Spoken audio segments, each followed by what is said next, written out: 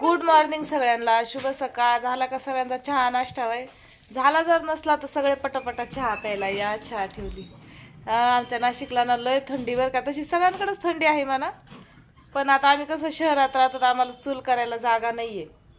पण मग आम्ही काय करतो, दर हिवाळ्यामध्ये लोखंडाच्या कढईमध्ये शेकोटी करतो.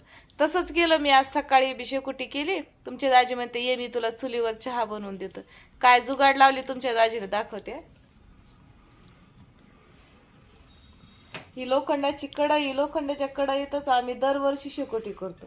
तुमच्या दाजीनं ते पाणी ठेवायचं मडकं नसतं का, घडणशी, ती मडकं काढलं आणि घडणशी आणली, त्याच्यात चहा उकळायला लागल्यात. तर या मस्तपैकी तुम्ही पण सगळे चहा प्यायला. पण बाबा, चुलीवर स्वयंपाक करणं खरंच कठीण काम आहे बरं का. नुसती चहा उकळायला किती डोळ्यात पाणी यायला लागले. गावाकडे बिचाऱ्या कशा करीत असतील. चला बाय सगळ्यांना.